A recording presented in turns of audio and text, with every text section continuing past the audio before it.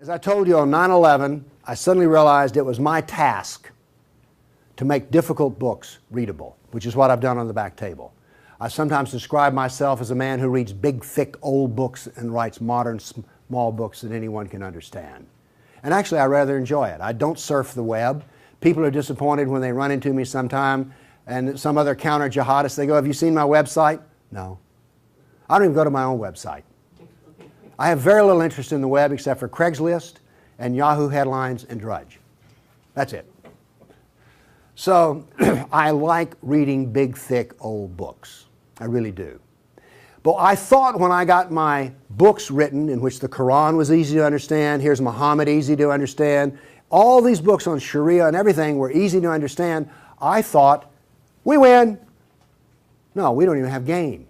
Because what I discovered was, other than a minority view, and trust me, you are so minor, everyone else's reaction to the knowledge, to the answer to question, what is the true nature of Islam, react in fear, hatred, and anger. When I try to explain to people something about Islam, they're terrified. So I thought people would run when I got my books published, and indeed they did run away from me. So I thought there was just one great question. What is the true nature of Islam? But I found there was a second question more important. Why are we afraid to know Islam?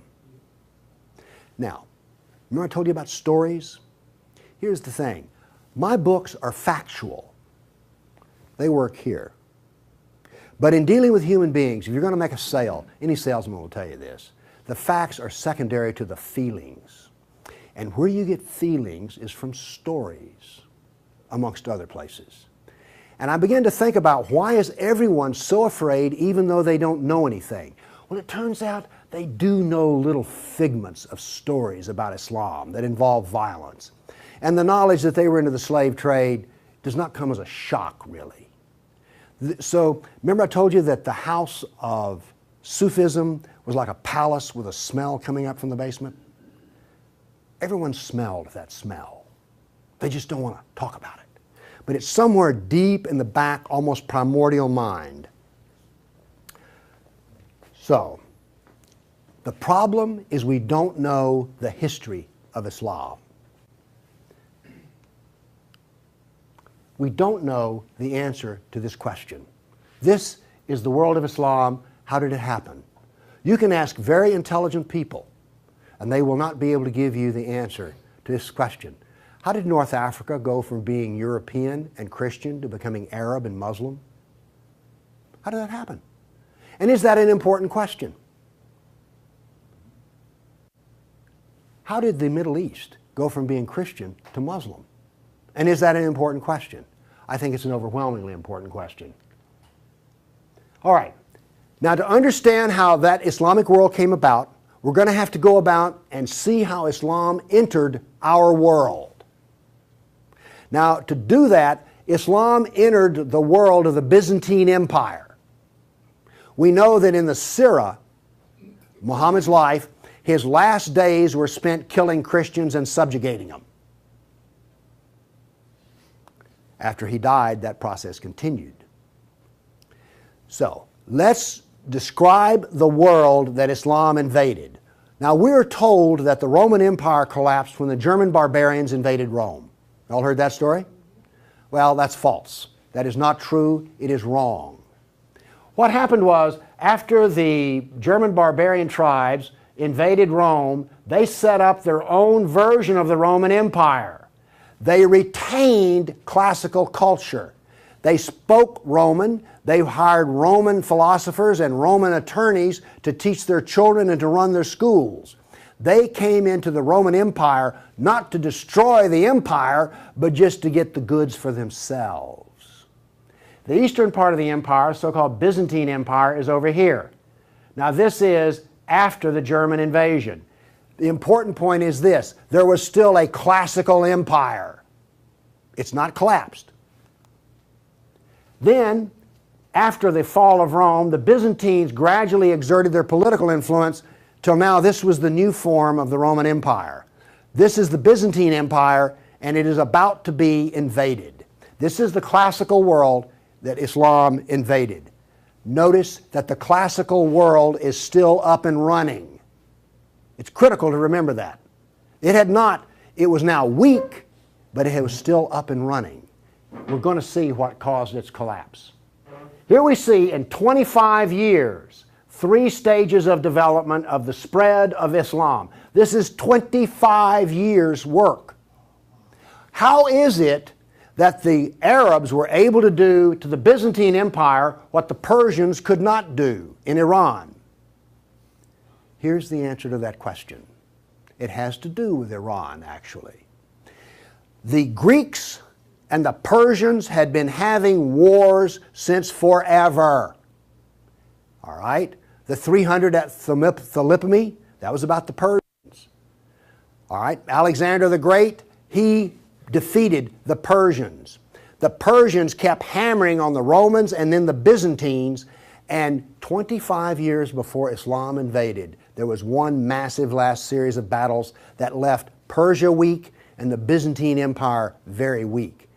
Then comes along the Black Plague. 1 person in 3 dies.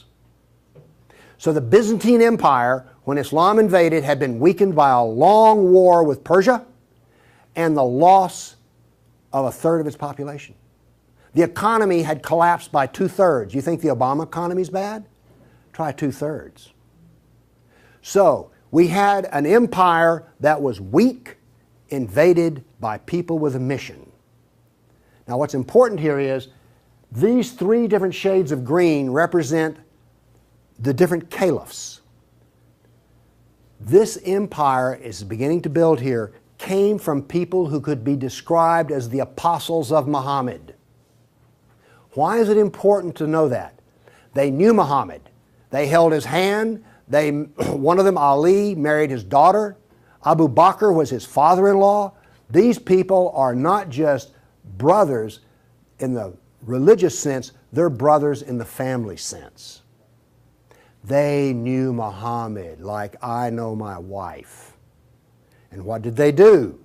Did they go out preaching the Quran? No, they didn't. They picked up their swords, got on their camels and horses, and went out whacking Christians and Persians.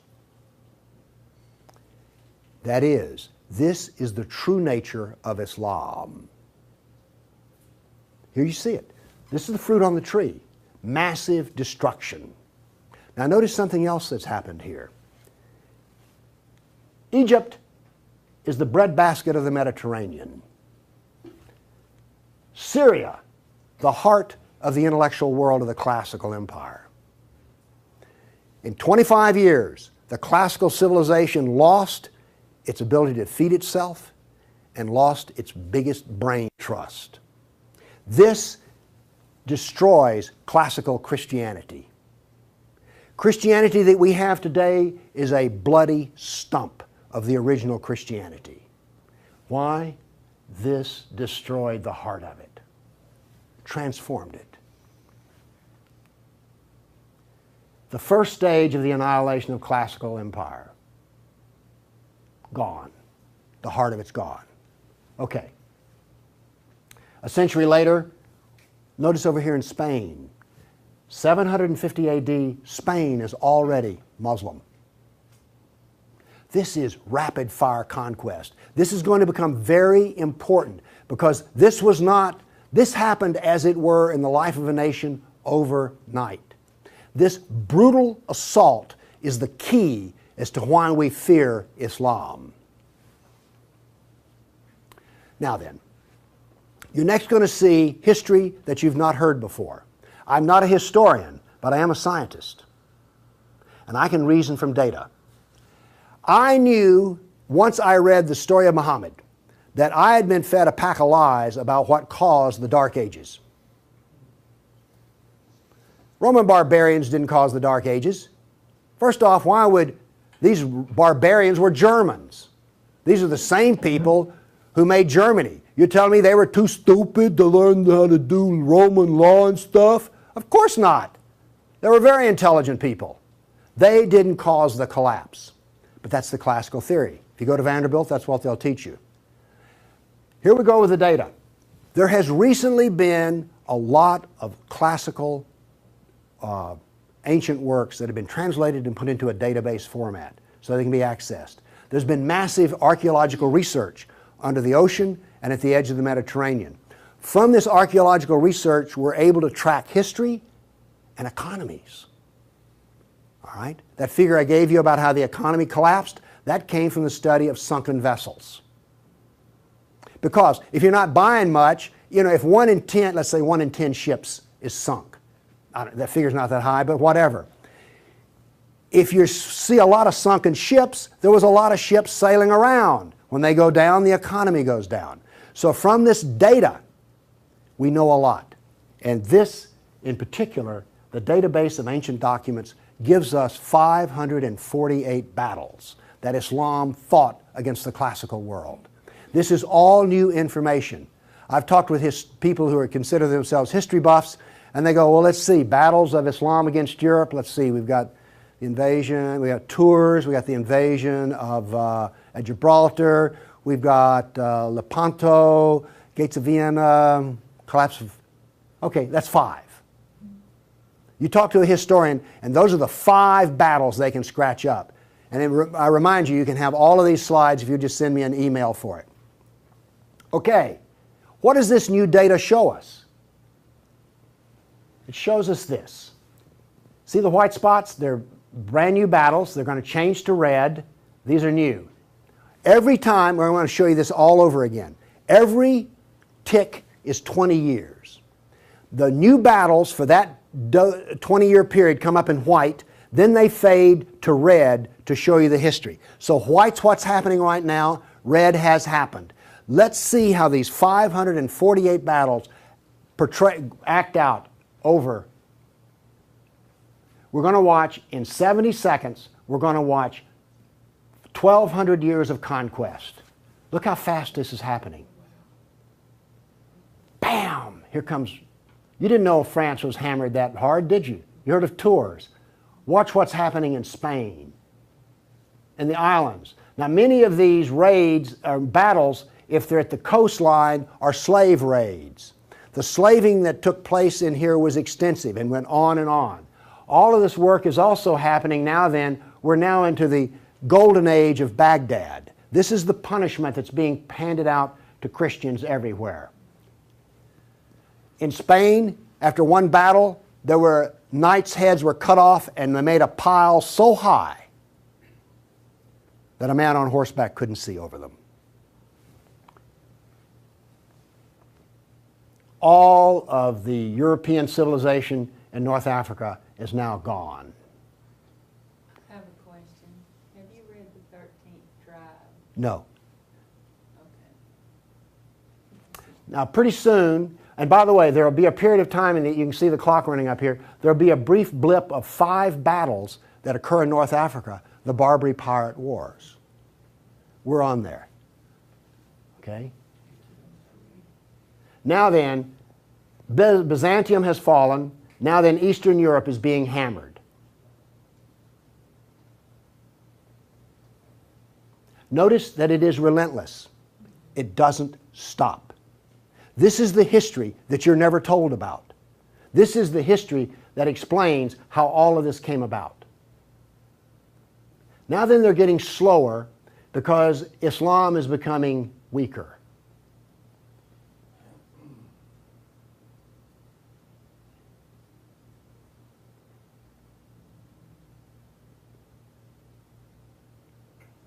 Why was it becoming weaker?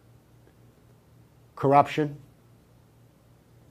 All empires collapse from the inside ultimately. Okay. I say that what caused the collapse of classical civilization was not the invading German barbarian tribes. I say that classical civilization was destroyed by Islam. Now comes the question, why do we not want to know that? We're going to answer that question. All right, now I want to give you the headlines.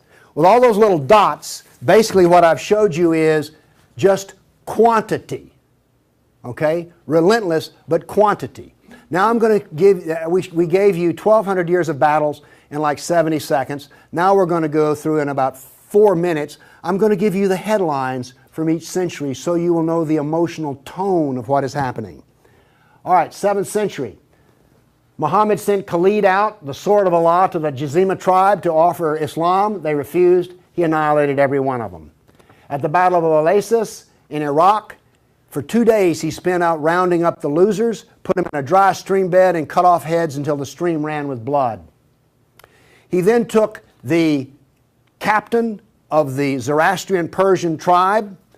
His wife was there. He cut off the man's head, let the blood drain into the soil, and raped his wife in the bloody soil. That was one of the companions of Muhammad. This is the nature of jihad. Where did Khalid learn how to do that? From Muhammad. From Muhammad at the Battle of Khaybar. Umar conquered Jerusalem, and every Jew and every Christian became a dhimmi, which is a third-class semi-slave. You're now going to see, for the next few centuries, you're going to see Golden Age. We're told this myth of the Golden Age, how wonderful Islam is. So here's what's happening during the Golden Age. They started attacking Sind, which is the Hindus. 26,000 Hindus died. Armenian nobles were herded into a church after a debate, and the building burned down on top of them. At Ephesus, 7,000 Greeks are enslaved. We're still having the Golden Age. All new churches were ordered destroyed. At Amorium, there was massive enslavement of all the Christians. The Egyptian Christians revolt over the jizya, which is the dhimmi tax under the Sharia. Churches are burned, vineyards destroyed. 10th century was still in the Golden Age. In Thessalonica, 22,000 Christians enslaved. Christians massacred in Seville. In Egypt and Syria, 30,000 churches destroyed. You have your religion, I have mine. Still in the Golden Age, 6,000 Jews in Morocco killed, hundreds of Jews in Cordoba killed, 4,000 Jews in Granada killed, Georgia and Armenia invaded. In Hindustan, 15,000 killed, 500,000 enslaved. Golden Age, still upon us. In Yemen, the Jews are given the choice of convert or die. The Christians of Granada are deported to Morocco. And in India, cities are destroyed under the order convert or die. In one town, 20,000 Hindus became slaves. Still the Golden Age. 50,000 Hindu slaves decided to get freedom by converting to Islam. A new 20-year campaign created 400,000 new Muslims out of Hindus. Buddhist monks butchered, nuns raped. In Damascus and Safed, mass murder of Christians. Jews in Marrakesh massacred. Tabriz, forced conversion of Jews. Still, we're in the Golden Age. There are riots in Cairo. Churches are burned. Jews of Tabriz are forced to convert.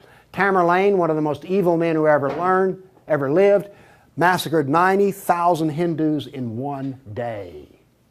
30,000 in another battle, massacred in cold blood. Another Muslim leader takes 180,000 Hindu slaves. Oops, we're out of the Golden Age. See if you notice any change in tenor. Tamerlane destroys 700 villages in India. Now then comes He then turned to Iraq and annihilated the Nestorian and Jacobite Christians. The Nestorian Christians, half of the Silk Route in China was Nestorian Christian. The Nestorian Christians had emissaries and missionaries in the court of China. Afghanistan was partly Christian. All right? Gone.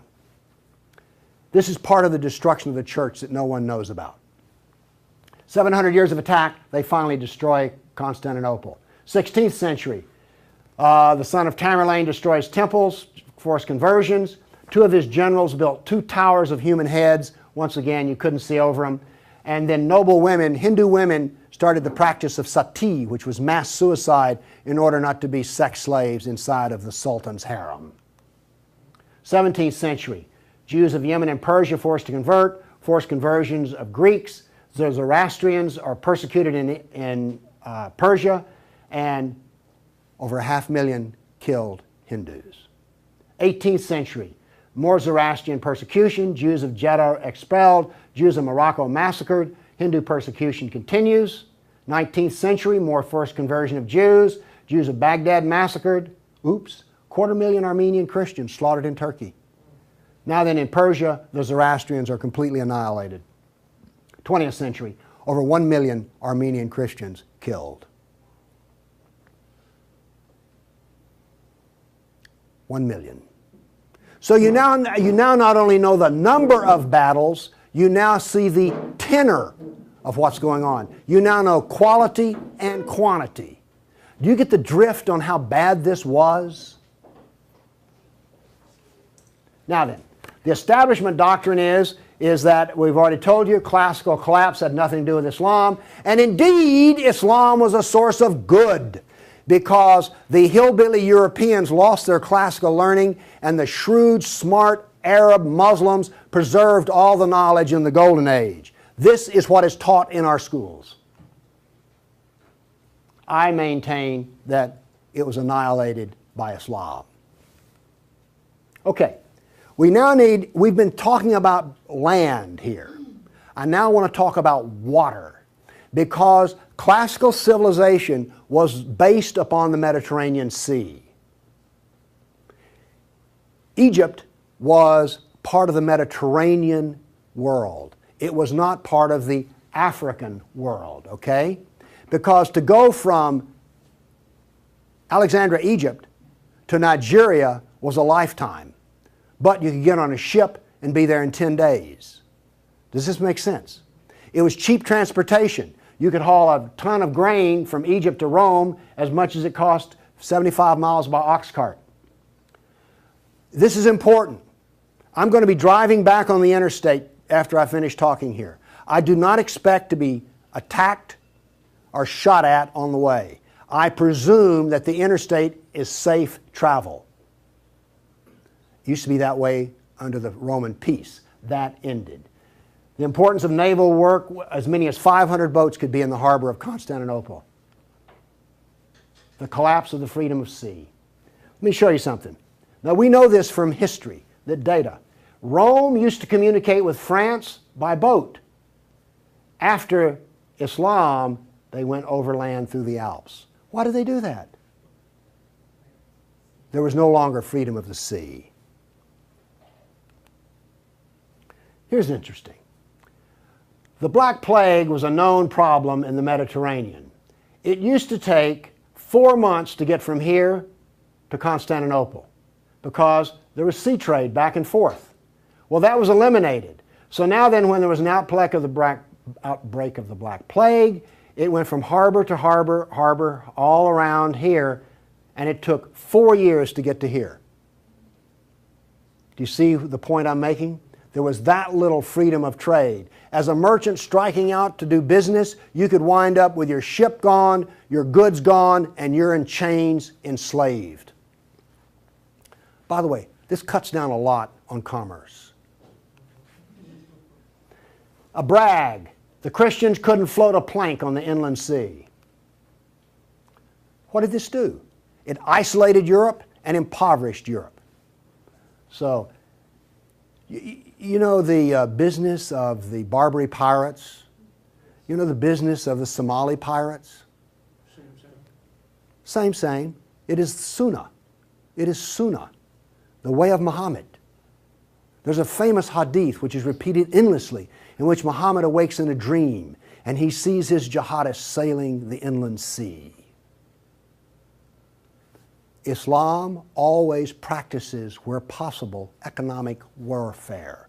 Muhammad attacked caravans. What was attacked in New York? Ooh, Trade Center. This, economic warfare. I am an admirer of Islamic civilizational war methods. They're superior to everyone else's thinking in war. They use everything for war. Everything, including the womb. This was an economic jihad. There were three, you've heard of the Dark Ages? Well, there were 3 Dark Ages. One in Europe, one in Turkey, one in North Africa. You weren't told that, were you? Wonder why. Here we see some ruins. What's the importance of these ruins? Well, they're up and standing. What happened to all the ruins in Rome? Well, the people who were still living there used them as quarries. They harvested them. The Colosseum remained simply because it was so big.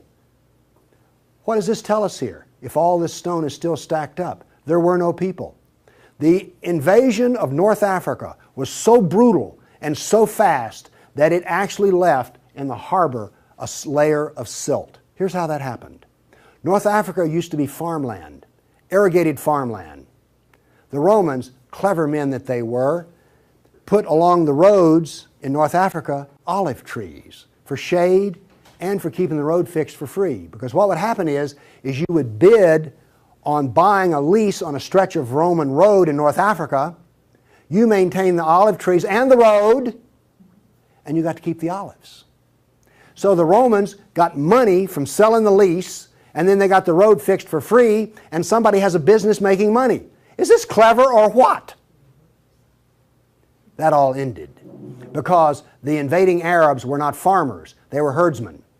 The people there were Christian, and so therefore, when the average Arab family would own 50 goats. They put their goats out into the fields of Christians, and the Christians as dhimmis had no right to protest. Between death and the erosion of the crops, there was this produced a layer of silt in the harbors. So that's how brutal, hard, and fast came about this collapse of economy in North Africa. What was left for a European economy? Furs, lumber, swords, and slaves. We're now really getting to one of the points where we don't want to know this history. Anybody here all real proud about how some of your ancestors were taken off a coast in Italy and then put into a harem in North Africa?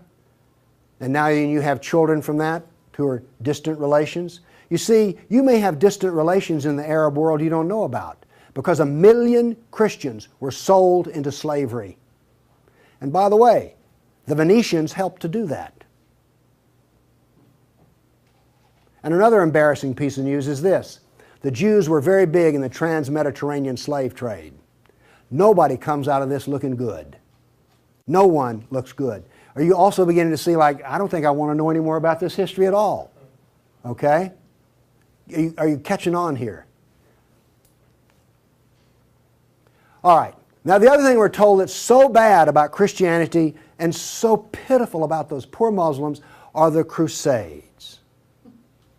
Who's ever heard this? Well, the Crusades, oh, that's so embarrassing. Gosh, you know, we got out of Europe, we went over there and invaded the Arab lands, and then we killed them and hurt them, and like, oh, I've heard preachers wallow in pity about how drastically bad the Crusades were. All right, first off, Islam, remember, destroyed 30,000 churches. The Jews and Christians were dhimmis. There was infinite number of brutality against Christians. Christians were fleeing the Middle East, and the Byzantine emperor appealed to the Pope, help us, please. Now this was a big thing to do because the Byzantine emperor and the Pope did not get along at all. But these were desperate people. And what did the Pope look out and see? This is the world that he saw in 1100, the time of the First Crusade. Well, let's see, this much of Spain is Muslim, and we're getting our behind kicked on a regular basis. Oh, well, this Christianity's gone. Oops, this Christianity's gone. And look at all the battles in the non-Christian, in the areas that are still Christian. Do you see the geopolitical problem that the Pope was facing here? This was not just some, you know, we'll saddle up, get on our horses, and go steal from them Arabs, which is what you're told. This is the political picture. But now then, let's do this. Let's look at a battle map for the Crusades. Let's be fair. I showed you the jihad map. Now here comes the Crusade battle map.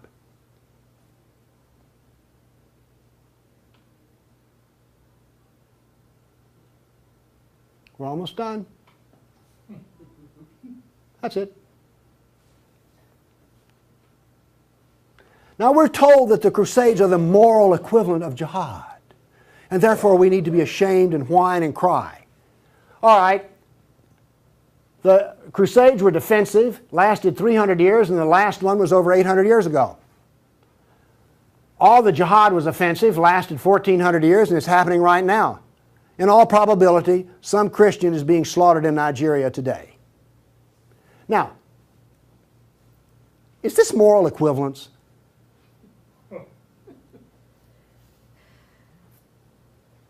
Why won't they teach this in a church school? So the ministers will stop, oh, the Crusades were just so terrible. No, the Crusades were one of the few times the church put steel in its spine. And then we apologize for it. Now then, let's go to the great benefits of Islam.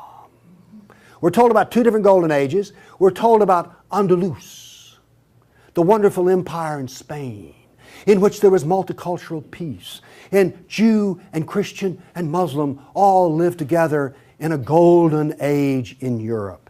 You ever heard that? Well, here we go. This is the battle map of the golden age in Andalus. Now, while all this is going on, orders for slaves are being filled. The first slave order out of Spain was the Caliph ordered up 3,000 blonde virgins. They were shipped out of Spain. Battles are going on in which Christian knights die. But notice something here. The Christians won't quit fighting. This is going to take 700 years, and there's going to be nearly 150 battles fought. Where was this caliph located? There was more than one caliph at the time. This was a caliph in North Africa. Okay. Now then, looking at this, do you understand why when Isabel and Ferdinand were finally in full power, they told every Muslim in Spain to get out of here? They drove everyone out. Okay, my question for you is this. Was Andalus a multicultural golden age or a reign of terror? I claim it was a reign of terror, and it was not a golden age at all. And yes, there were a few people who had it good. The elites had it good. There were some rich Jews and rich Christians that had it good. Also, otherwise, there was constant war, slavery, and Christians had to wear robes so you could tell a Christian from a block away. And a Christian couldn't carry a sword, and they paid special taxes. And then we come to the question, why are we told this story? Now we have the Baghdad Golden Age. Here we go. This is all the battles that are fought during the period of the Golden Age in Baghdad.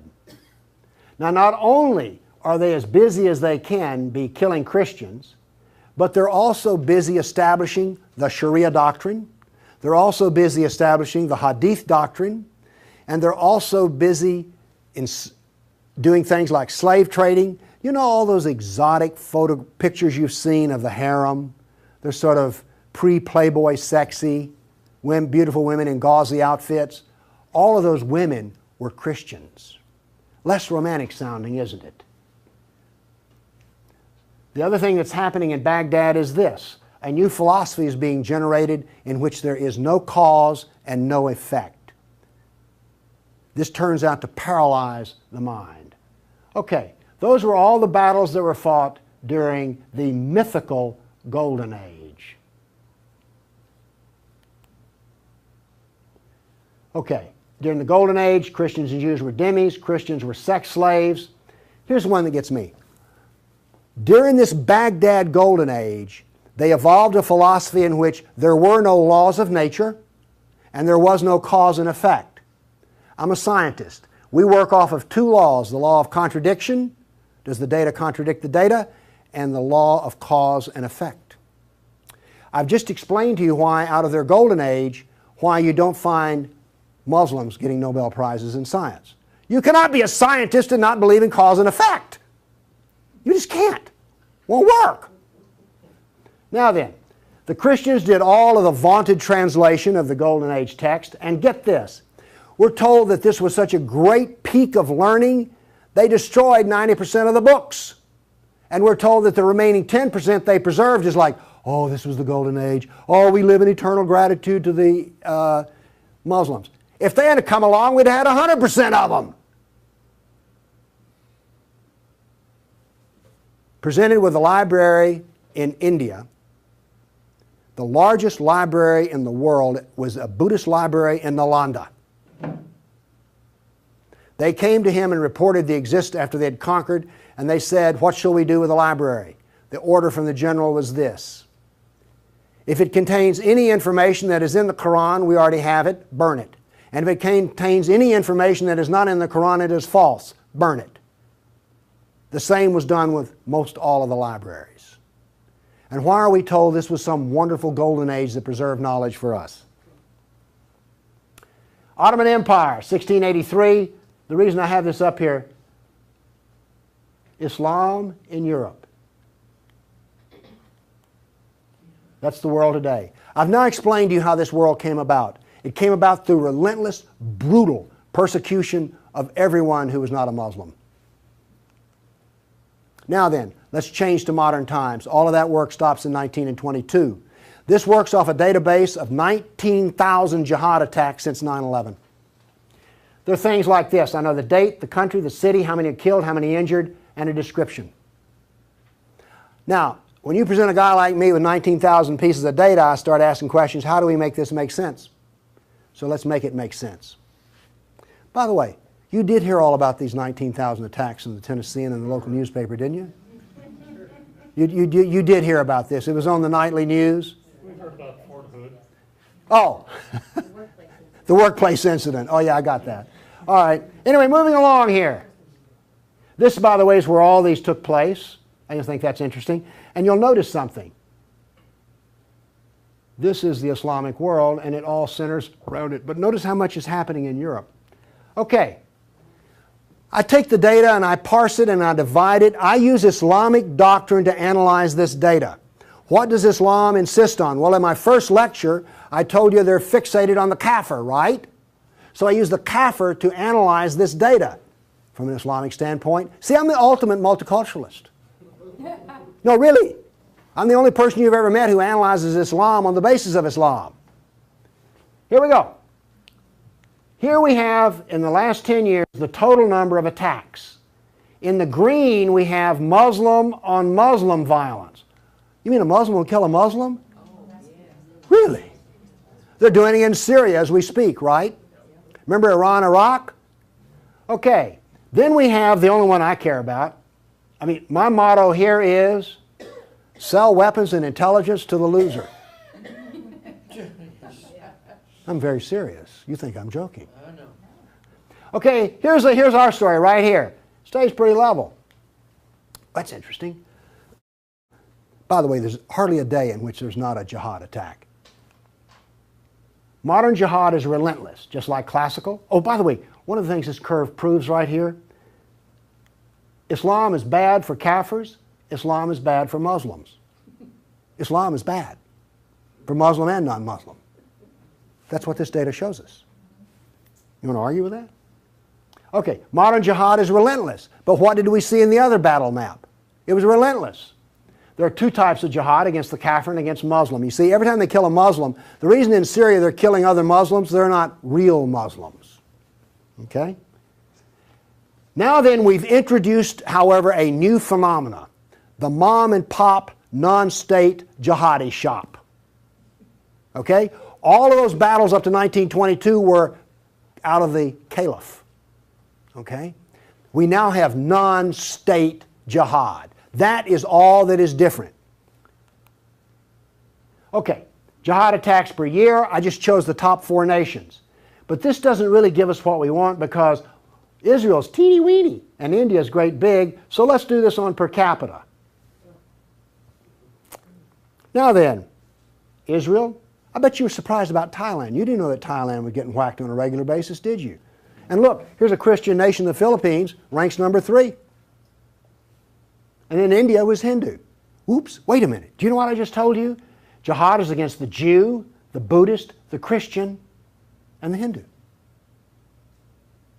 This is the data. Now you go to these dialogues, these multicultural smoozes they have, where the preacher and the rabbi and the imam show up. The preacher and the rabbi show up to tie, the Muslim shows up to win. And then what does the Muslim tell them? Oh, the Christians and the Jews, they're people of the book. Oh, we're brothers in the religion of Abraham with the Christian and the Jew. You know, we're practically the same. We're brothers in Abraham. How's that stuff work out? Well, here's one of your people of the book. Here's another people of the book. Turns out they'll kill a Jew, a Buddhist, a Christian, or a Hindu just as fast as they will another. So much for being brothers in the religion of Abraham. The data does not support the theory. Therefore, the theory is wrong. There is no brotherhood of Abraham except in the minds of people who occupy pulpits. The jihad is against the Jew, the Buddhist, the Christian, the Hindu, and the secularists, by the way. The secularists are the worst of all. Well, maybe worse than the Hindu. It gets hard to know, you know, I mean, really. It's against all kafirs. That's who the jihad is against. The religion of peace. Here we go. 548 battles, 19,000 jihad attacks. In 12 decades, in 1,400 years that are jihad-free. Therefore, Islam is 91% violence and 9% peace. So George Bush was 9% right when he declared religion of peace. Constant violence is why? There's a doctrine. The doctrine of jihad is found in the Sirah, the Quran, and the Hadith. We've already been over this. They don't like kafirs. We have a whole doctrine of jihad within the text. Islam was only successful through jihad.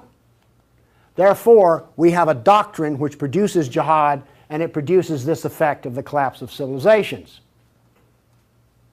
Here you go. Tears of jihad. 270 million dead over 1,400 years. Read them and weep. Read them and weep. The doctrine drives history. History shows the true nature of political Islam. Political Islam is the enemy of all Kafir nations. There's an intellectual history. In 1,400 years, I've read a lot of old documents. They never talk about the Muslim. They talk about the Arab, the Turk, the Moor, Al-Qaeda, Asian, and it's always been by specialists. And today, all the established specialists are apologists for Islam. Why was the Quran code not cracked recently? How come we don't teach Muhammad? And why is the Golden Age propaganda taught?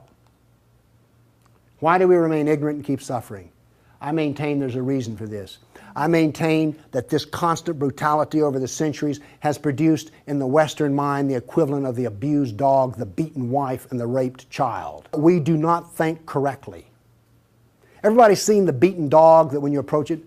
That is the Western mind. We deny the attacks. How much jihad is ever reported? The churches will not even admit that a Christian suffers anywhere. Fear. Muhammad used fear. Any public critic of Islam has a certain fear element there. Guilt. Oh, we haven't treated Islam right. If we treated them better, everything would be good. We don't teach the history. We humiliated. Who here is going to go home and brag about how your ancestors were slaves, how your history was annihilated, and that all we teach is the lie of the Golden Age? Have you not noticed since 9/11 how bitter and angry politics has gotten? The reason is we're not allowed to get angry at the enemy, so we get cranky with each other. We're powerless. Anybody want to debate about this? The abuser. Muslims will not admit they sold a single slave or ever killed a person. They're arrogant and self-confident. Islam is perfect. Word Islam means submit. They expect submission out of us, and they get it. Islam is the victim. After 9/11, I heard this. The real victims of 9/11 were the Muslims. You heard that anywhere? After 1,400 years of jihad, brutality, enslavement, theft, deception, rape, annihilation, and insults, the Kafir mind has become identical to that of an abused victim. Our only solution is to face our history and welcome it and embrace it. This is exactly the way we will heal our nation, is the way we heal a person who's been brutalized. You have to go back to the original event. And this is why we are afraid. Thank you.